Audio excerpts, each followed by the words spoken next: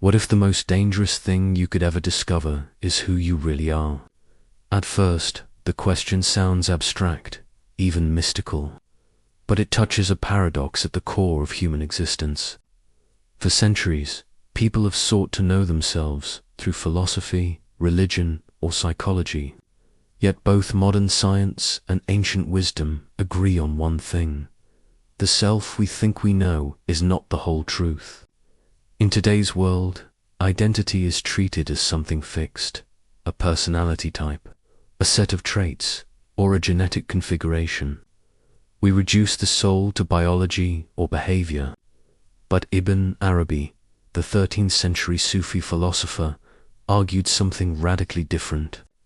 He said the self we experience is not an independent being. It is an illusion within the infinite.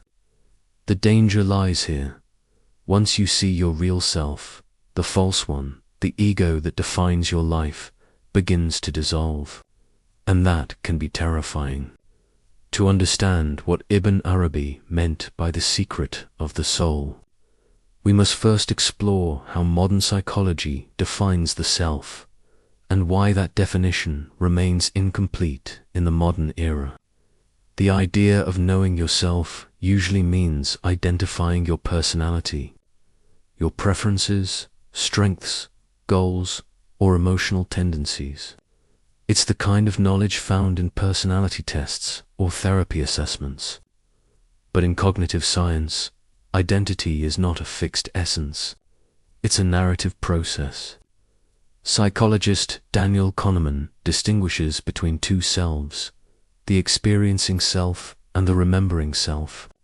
One lives through the present moment.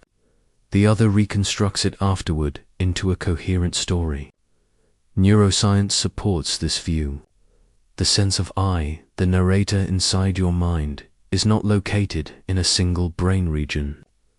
It's an emergent property arising from the integration of multiple neural networks. The default mode network, active when we daydream or reflect, creates the continuous sense of a personal story.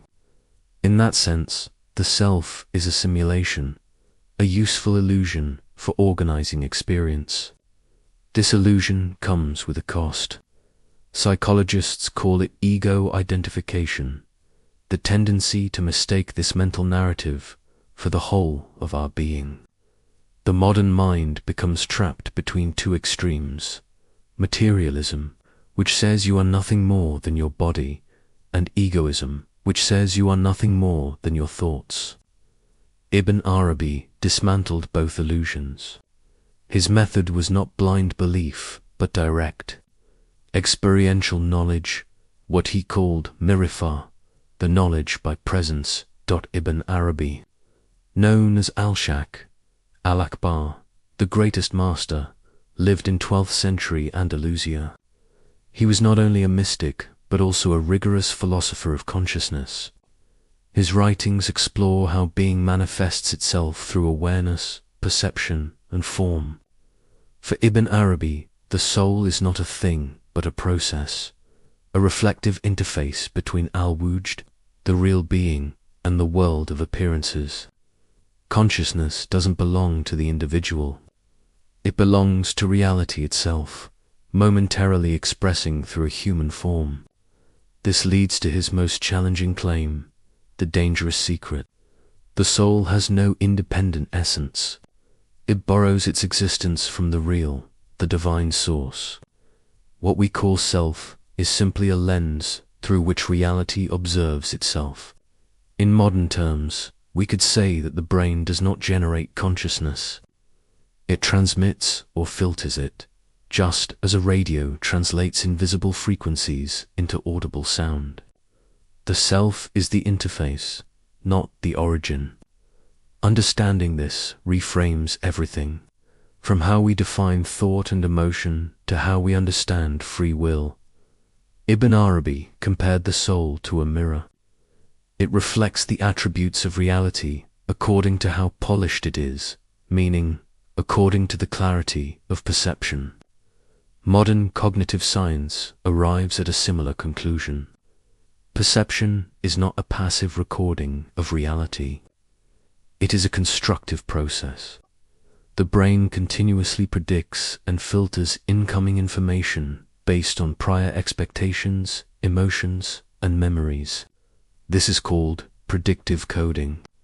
For example, attention bias causes us to notice only what confirms our internal state. When you're angry, you see hostility everywhere. When you're calm, the same world feels harmonious. Ibn Arabi anticipated this by centuries. He taught that perception is a co-creation between consciousness and reality. What you see depends on the condition of your inner mirror. The purer the mirror, the clearer the reflection of truth. Your experience of reality is not objective. It is conditioned by the state of your soul. The mind projects its contents onto the world and calls the projection reality. Ibn Arabi wrote, "The self that you know is not your real self. It is the shadow of God in you." In this view, consciousness is not produced by the brain, but expressed through it. The human being is not the source of awareness, only its temporary form. Some modern scientists have begun to revisit this possibility. Panpsychism proposes that consciousness is a fundamental property of the universe, present even at the smallest scales. Integrated information theory argues that consciousness corresponds to the degree of information integration within a system, not to its physical makeup alone. These models echo Ibn Arabi's insight. Awareness is primary, and physical forms are its reflections. The danger of this truth lies in what it does to identity. Once you recognize that your individuality is only a temporary interface in a universal field of consciousness, the illusion of separateness collapses. The ego, the I that claims ownership of everything, loses its foundation. Mistake the reflection for the light, and you live in illusion. Recognize the light itself, and the illusion dissolves. Ibn Arabi described the evolution of the soul in 3 major states: nafs, al-amra, the commanding self, dominated by impulse, desire and reactivity; nafs, ul-loma, the self-reproaching self, aware of inner conflict and beginning to reflect and regulate; nafs al-mutmainna, the tranquil self, achieving harmony with reality. These stages parallel modern models of emotional and cognitive development. The Amra corresponds to limbic dominance, behavior ruled by the emotional brain. The Loma aligns with cognitive dissonance, when awareness begins to challenge automatic patterns. The Mutmainna represents neural integration, where emotional and rational networks cooperate, producing calm, insight, and coherence. Thus, the journey of the soul is not about moral punishment or reward. It is a process of neurological refinement, a reorganization of perception itself. The goal is not to escape the human condition, but to harmonize it with the deeper intelligence that sustains it. If your soul belongs to God, what exactly is yours? The ego claims ownership over thoughts, emotions, and achievements. But both philosophy and neuroscience challenge this assumption. Experiments in cognitive neuroscience show that neural activity related to a decision occurs milliseconds before we become conscious of choosing. What we call free will is largely Ibn Arabi resolved this paradox by distinguishing 2 levels of will: partial will, the human sense of making choices, and universal will, the deeper motion of reality through which all acts unfold. Human will is real, but only within the larger current of divine causation. Awareness does not control the flow, it participates in it. This doesn't remove responsibility, it clarifies it. Awareness itself, the capacity to witness without distortion, becomes the highest form of ethical and spiritual responsibility. Ibn Arabi's insights can be translated into concrete psychological practices. Observation over identification, instead of fusing with thoughts and emotions. Practice metacognitive awareness, observing mental activity as transient patterns.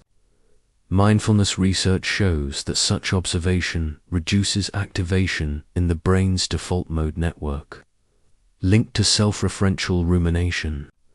This is the practical version of Ibn Arabi's teaching. Do not identify with the reflection. Witness the mirror itself. Emotional regulation as mirror polishing. Emotions distort perception when they dominate. But reflection, not suppression, restores clarity. In psychology, this corresponds to emotional granularity and self-distancing. Labeling emotions precisely and viewing them from a third-person perspective. Ibn Arabi's metaphor of polishing the mirror describes this process exactly. Refining the instrument of perception until it reflects truth without distortion. Living as the witness. Recognize yourself as the perceiver, not merely the role you play. In therapy, this parallels acceptance and commitment therapy and mindfulness-based cognitive therapy, both of which train the individual to observe internal experience without attachment. Through these steps, the dangerous secret becomes a form of liberation. You are not the thinker. You are the field in which thought appears. For Ibn Arabi, the soul is not a possession. It is the mirror through which reality knows itself. The danger lies not in knowing the truth, but in resisting it. When the reflection mistakes itself for the source, suffering begins. Today, neuroscience and quantum philosophy are beginning to rediscover this insight from new angles, suggesting that awareness may be fundamental, not secondary. Consciousness is not something inside us. It is the ground from which the notion of inside and outside even arises. To know your soul, then, is not to define it, but to realize that you do not end at your skin or your story. Ibn Arabi summarized it perfectly. He who knows himself knows his Lord.